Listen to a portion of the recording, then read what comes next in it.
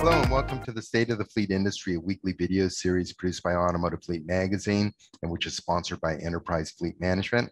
I'm Mike Antich, editor of Automotive Fleet, and today I'd like to examine what's occurring in the fleet industry for the week of August 1, 2021. And as we all know, there's been an ongoing inventory shortage for many automotive parts throughout the 2021 model year.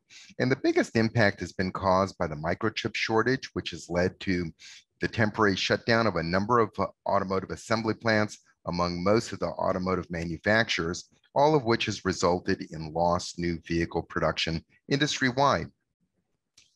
But this automotive parts shortage that we are experiencing today goes beyond just the shortage of microchips. Today, there's a wide cross-section of automotive parts that are in short supply that varies by make and model of vehicle and type of part. And the bottom line is that these part constraints are causing repair jobs to take longer to complete, thereby lengthening fleet vehicle downtime and increasing fleet costs. And the situation has gotten worse as many of today's fleet vehicles are being kept in service beyond their scheduled replacement date due to the limited availability of new replacement vehicles. And these high mileage fleet vehicles that are still being kept in service beyond their replacement dates are now experiencing a predictable uptick in unscheduled repairs. And when this occurs, if the replacement part is not in inventory or in short supply, it impacts the time to complete the repair, which delays getting the fleet vehicle back on the road again to start generating revenue.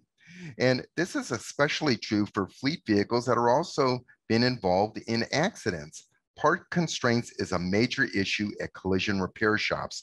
And today, on average, it takes 15 to 30 days longer to get parts at a body shop versus the pre-COVID period back in 2019. And these delays typically occur when a replacement component includes some microchips within the assembly, which, as we all know, are in short supply. And likewise, dealers and maintenance shops are also being impacted by the constrained supplies of automotive parts, often having to wait several weeks for shipments, with some parts that are really constrained on back order for as long as 2 to 3 months, all of which has resulted in longer repair cycles. And we base this on a measurement from the time when a vehicle comes into a repair facility to when it is repaired and picked up by the vehicle owner. Nowadays, fleet vehicles can sit non-productive at service centers for weeks just waiting for an essential part to arrive. Another factor during this period where costs have increased is that parts prices have gone up 20 to 30% on average. And one of the factors causing part prices to increase has been the higher cost of the commodities used to manufacture them, especially if they're made of high demand commodities such as copper or steel. Higher commodity prices increase manufacturing costs, thereby reducing the manufacturer's margins, thus prompting price increases. So, for instance, the price of copper is currently at record levels, and these costs are being passed on to users in order to maintain those margins. And we've heard the reasons why there's a shortage in the automotive microchip area, but no one seems to have a definitive answer as to why there is a general automotive part shortage. And among the reasons cited for the part shortage are, as I mentioned earlier, the high demand for some commodities that are being competed for by many different industries, not only the automotive industry, but all kinds of other industries, which is lengthening the lead time to get these raw materials, thereby lengthening the production time, thereby lengthening or delaying the time that you can get those products to market. And another reason given is that over the past several decades, there's been widespread offshoring or outsourcing of the manufacturing of spare parts. And since the COVID pandemic has been impacting different regions around the world at different times, it's disrupted some supply chains differently. And here's a for instance, many of the automotive parts are now made in Mexico, which experienced later COVID shutdowns, resulting in their production slowdowns occurring during the very time that the US economy was starting to recover. And likewise, a large volume of parts manufacturing has been outsourced to Asia. These automotive parts are typically shipped to the US by container ship.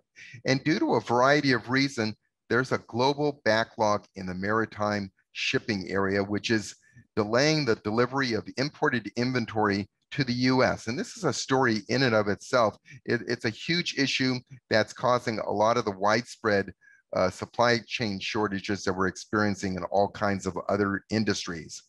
So, as I've said, this is not just impacting automotive products, but it's impacting most merchandise being shipped into the US. And an additional factor is the shortage of drivers in the US. And this has been an ongoing issue for a long time, but there are constraints in over-the-road transport of parts from the ports to distribution hubs to repair facilities. And it seems that every touch point in the manufacturing and distribution of automotive parts, there's some sort of incremental delay. And this is just one of those additional incremental delays.